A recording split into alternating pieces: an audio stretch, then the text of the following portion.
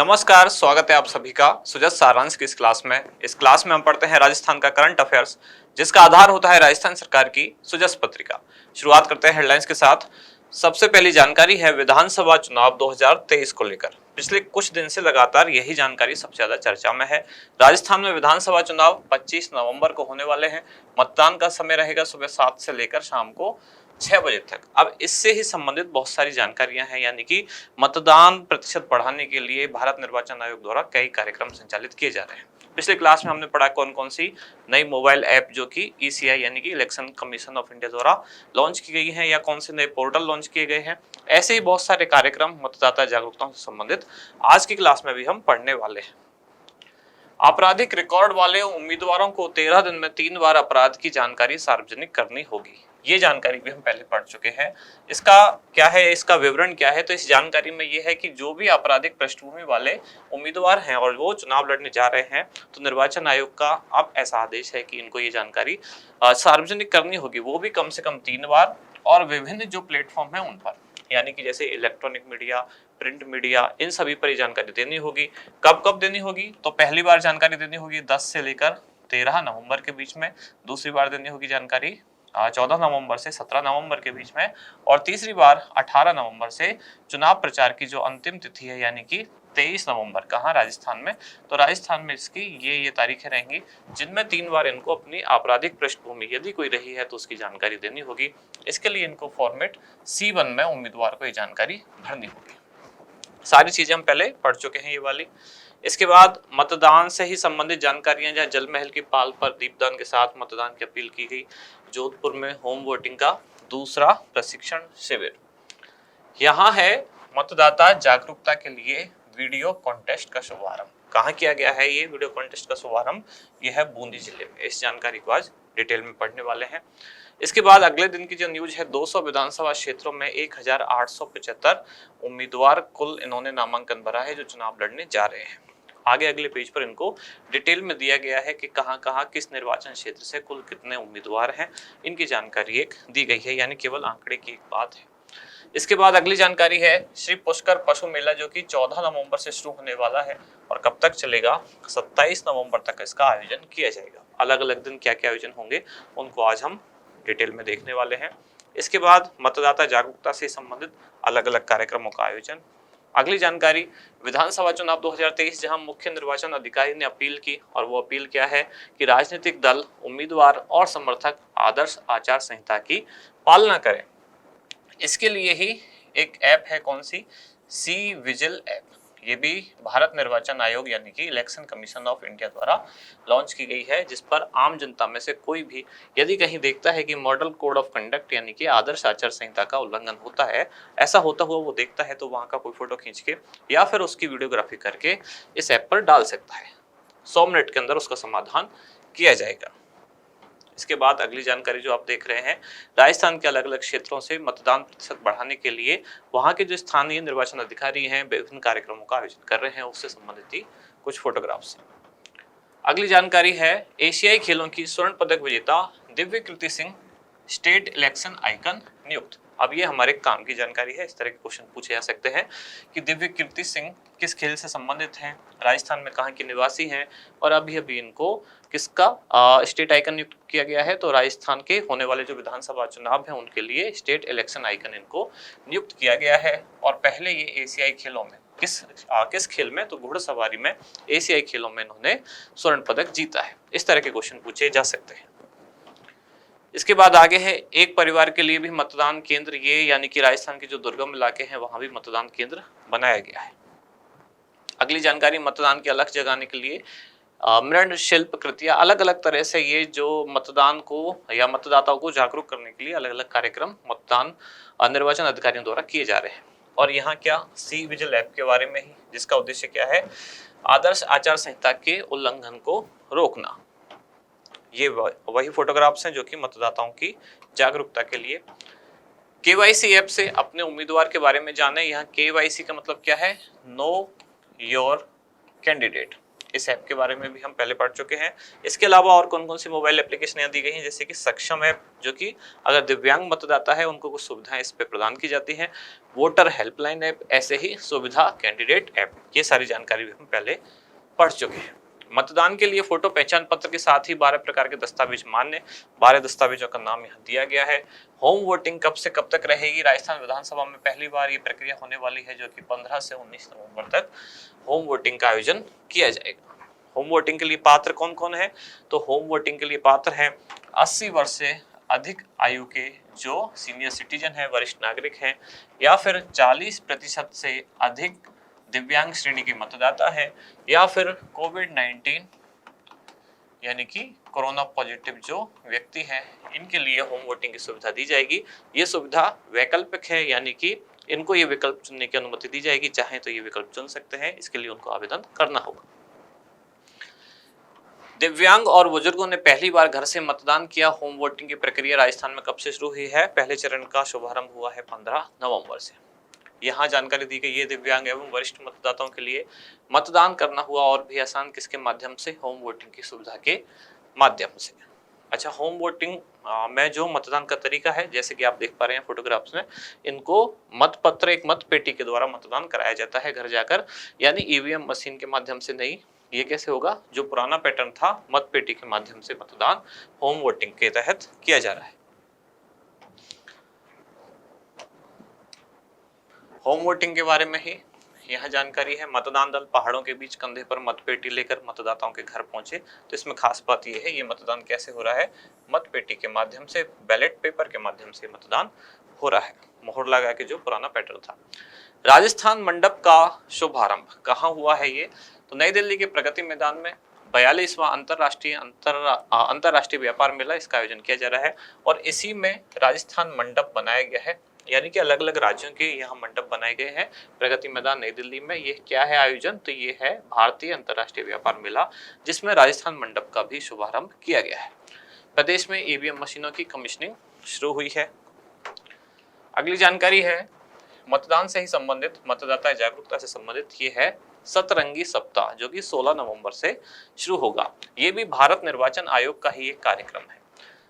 सतरंगी सप्ताह से आप समझ रहे 7 दिन चलेगा कार्यक्रम, और सतरंगी यानी कि 7 रंगों के आधार पर, अलग अलग दिन की अलग अलग रंग के आधार पर थीम होगी। जैसे कि जो स्पेक्ट्रम होता है, स्पेक्ट्रम के 7 रंग होते हैं, जो विवग्योर हम पढ़ते हैं, उसी आधार पर वही कलर यहाँ उनकी थीम दी गई है। हर रंग की थीम के आधार पर हर दिन कुछ अलग अलग कार्यक्रमों का आयोजन किया जाएगा। देखेंगे आज हम कौन से कार्यक्रम का कब आयोजन किया जाएगा। ये वही होम वोटिंग, जहाँ डाक मतपत्र पेटी आप देख पा रहे हैं, घर घर जाकर ये मतदान कराया जा रहा है। अब आज हम कौन कौन सी जानकारियां पढ़ने वाले हैं, क्योंकि बहुत सारी चीजें ऐसी हैं जो हम पहले पढ़ चुके हैं, तो उनको हमने आज रिपीट नहीं किया है। पिछले 5-6 दिन की क्लास वैसे भी है, यानी कि दीपावली से पहले जहां हमने छोड़ा था, उसके बाद जितने भी दिन की न्यूज है उनको आज एक साथ मर्ज किया गया है। और जो चीजें कॉमन है, यानी कि बार बार हमने पहले पढ़ी है, उनको आज नहीं लिया गया है। तो कौन कौन सी जानकारी नई निकल के आ रही है? सबसे पहले है मतदाता जागरूकता के लिए वीडियो कॉन्टेस्ट, दूसरा है श्री पुष्कर पशु मेला, तीसरा दिव्य कीर्ति सिंह स्टेट इलेक्शन आइकन नियुक्त, और चौथा है 42वां अंतरराष्ट्रीय व्यापार मेला। अच्छा, इसमें एक सतरंगी सप्ताह शायद और होगा, उसको भी देखेंगे, शायद इंडेक्स में मिसिंग होगा, कंटेंट में आगे होगा। हाँ, सतरंगी सप्ताह और है। तो यही सारी जानकारी आज हम पढ़ने वाले हैं। शुरुआत करते हैं सबसे पहले मतदाता जागरूकता के लिए वीडियो कॉन्टेस्ट। पहली बात तो ये कहाँ आयोजित किया जा रहा है वीडियो कॉन्टेस्ट? तो ये जो बूंदी जिला प्रशासन है, जिला प्रशासन ही चुनाव के टाइम पे वो निर्वाचन अधिकारी उनको बना दिया जाता है, यानी जो जिला कलेक्टर होता है वही उस जिले का जिला निर्वाचन अधिकारी, तो उनके द्वारा ही इस कार्यक्रम का आयोजन किया जा रहा है। वीडियो कॉन्टेस्ट है, जिसका उद्देश्य क्या है? मतदान प्रतिशत को बढ़ाना। विवरण इस कार्यक्रम का देखते हैं। तो बूंदी जिला प्रशासन द्वारा वोट चैलेंज एक संकल्प मतदान का, इस हेडिंग के साथ, यानी कि इस टाइटल के साथ एक वीडियो कॉन्टेस्ट का शुभारंभ किया गया है। इस कार्यक्रम के तहत क्या होगा? 1 मिनट का वीडियो बनाकर सोशल मीडिया पर डालना होगा, पोस्ट करना होगा, ज़्यादा से ज़्यादा उसको शेयर करना होगा। इसमें वोट चैलेंज एक संकल्प मतदान का लिखकर हैशटैग क्या होगा? हैशटैग वोट चैलेंज उमंग के साथ पोस्ट और शेयर करना होगा, और इसका जो पोस्ट का लिंक होगा ये गूगल फॉर्म पर भरकर सबमिट करना होगा। इसके बाद वीडियो को किस आधार पर पुरस्कार दिया जाएगा? तो किस तरह का वीडियो में प्रेजेंटेशन है, लाइक और शेयर उस पर कितने हैं, इस आधार पर जिला स्तर पर उस वीडियो को पुरस्कार और प्रमाण पत्र प्रदान किया जाएगा। कहाँ की बात हो रही है ये, कौन से जिले की, तो बूंदी जिले में ये कार्यक्रम शुरू किया गया है। अगली जानकारी है श्री पुष्कर पशु मेला। पशु मेला नाम में ही पता चल रहा है कहाँ है ये, पुष्कर में। पुष्कर में पशु मेले का आयोजन किया जाता है राजस्थान में, सभी को ये बात पता है। कब से कब हो रहा है आयोजन, 14 नवंबर से 27 नवंबर 2023 तक। आयोजक कौन है इसका, राजस्थान सरकार का पशुपालन विभाग इस कार्यक्रम का आयोजन करेगा। अब इसको डिटेल में देख लेते हैं। कार्यक्रम का जो विधिवत उद्घाटन है वो होगा 18 नवंबर से। फिर यहाँ 14 नवंबर क्यों लिखा गया है, क्योंकि 14 नवंबर से कुछ कार्यक्रम शुरू हो जाएंगे, जैसे कि 14 नवंबर को झंडा चौकी, 16 नवंबर को सभी प्रवेश जो स्थल है वहां पर चौकियों की स्थापना होगी, और फिर 18 नवंबर को इस कार्यक्रम का जो ऑफिशियल इनॉग्रेशन है यानी विधिवत उद्घाटन हो जाएगा। इस दिन से सफेद चिट्ठी पशु रबनयन की शुरुआत होगी और 27 नवंबर को इस मेले का समापन है और इसी दिन पुरस्कार वितरित किए जाएंगे। जो अलग अलग आयोजन होंगे उनमें कौन प्रथम पुरस्कार विजेता रहा, कौन उसके बाद दूसरा पुरस्कार जिसने जीता, वो सारे पुरस्कार दिए जाएंगे कब, 27 नवंबर यानी कि समापन समारोह में। अगली जानकारी है दिव्य कीर्ति सिंह स्टेट इलेक्शन आइकन नियुक्त। आज की पूरी न्यूज में सबसे ज्यादा यही इंपॉर्टेंट है, क्योंकि खिलाड़ियों से खेल से क्वेश्चन बहुत पूछे जाते हैं। तो इनको बनाया गया है स्टेट इलेक्शन आइकन, किसके लिए, राजस्थान में होने वाले जो विधानसभा चुनाव हैं, कौन से, 2023 वाले। राजस्थान विधानसभा 2023 के जो चुनाव हैं इनके लिए स्टेट इलेक्शन आइकन किनको बनाया गया है, दिव्य कीर्ति सिंह। इनका संबंध किस खेल से है, इनका संबंध है घुड़सवारी से। इस फोटो में अभी आप देख पा रहे हैं, घोड़े के साथ इनकी फोटो है। घुड़सवारी में एशियाई खेलों में इन्होंने स्वर्ण पदक जीता, दिव्य कीर्ति सिंह। इनको स्टेट इलेक्शन आइकन नियुक्त किया गया है और ये कहाँ के निवासी हैं, जयपुर की। खिलाड़ियों से संबंधित जो क्वेश्चन है ज्यादातर उनमें ये दो ही आंकड़े पूछे जाते हैं, या तो किस खेल से उनका संबंध है, यदि व्यक्ति का नाम दिया गया है तो पूछ लिया जाता है खेल कौन सा है जिससे संबंध है, या कई बार पूछ लिया जाता है वो कहाँ के निवासी हैं। तो जयपुर के निवासी हैं, खेल है इनका घुड़सवारी, और अभी अभी इनको स्टेट इलेक्शन आइकन भी नियुक्त किया गया है। इससे पहले ये कुछ अवार्ड जीत चुके हैं, जैसे कि India today women achiever award, इसके अलावा सवाई जयपुर पुरस्कार, इस तरह से कई सम्मान ये पहले भी प्राप्त कर चुकी है। फिर है 42वां अंतरराष्ट्रीय व्यापार मेला। कहाँ आयोजित हो रहा है ये प्रगति मैदान नई दिल्ली में आयोजित होगा। कब से कब हो रहा है, तो 14 नवंबर से इसका शुभारंभ हो चुका है।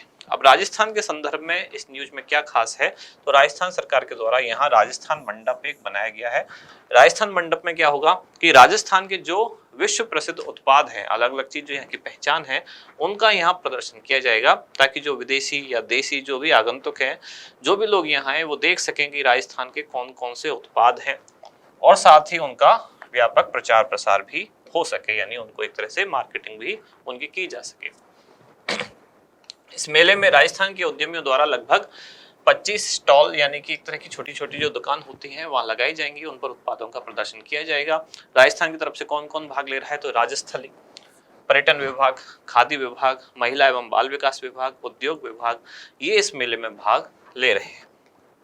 फिर अगली जानकारी है मतदाता जागरूकता हेतु सतरंगी सप्ताह। ये शुरू के इंडेक्स में ये हेडिंग नहीं थी, लेकिन ये हमने कंटेंट में ऐड किया है। क्या है सतरंगी सप्ताह, शुरू में हमने देखा भी सतरंग यानी कि 7 रंग, जो कि स्पेक्ट्रम के 7 रंग होते हैं। कौन कौन से, जिसको हम शॉर्ट ट्रिक में याद करते हैं बचपन से, विबग्योर बोलकर हम इसको याद करते हैं, यानी कि violet, indigo, blue, green, yellow, orange और रेड। इसी तरह से हर दिन अलग अलग थीम पर, हर एक दिन को एक खास कलर थीम के साथ नाम दिया गया है, और उस दिन कुछ विशेष प्रोग्राम जो है उनका आयोजन किया जाएगा। देखते हैं कौन कौन से दिन क्या है। तो पहली बात है, सप्ताह के 7 दिन अलग अलग रंगों की थीम पर विभिन्न कार्यक्रमों का आयोजन किया जाएगा। आयोजन कब से कब होगा, तो 16 से लेकर 22 नवंबर तक इनका आयोजन किया जाएगा। अब सबसे पहले 16 नवंबर के कार्यक्रम की कौन सी कलर थीम दी गई है, ये है वायलेट, यानी कि आज जो स्पेक्ट्रम का रंग है, जिसकी शुरुआत कहां से करते हैं, हम वी से ही करते हैं, विबग्योर।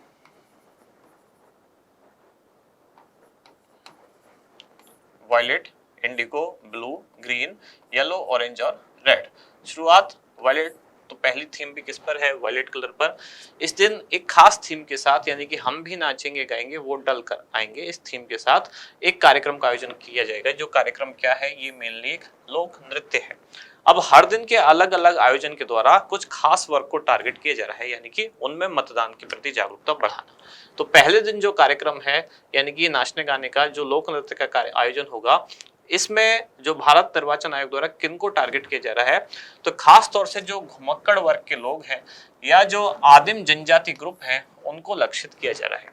इसका उद्देश्य क्या है कि ये जो वर्ग हैं, इनमें मतदान के प्रति जागरूकता बढ़ाई जा सके। ऐसे ही हर दिन अलग अलग ग्रुप को लक्षित किया जा रहा है। जैसे दूसरा दिन जो 17 नवंबर, इस दिन होगा इंडिगो थीम।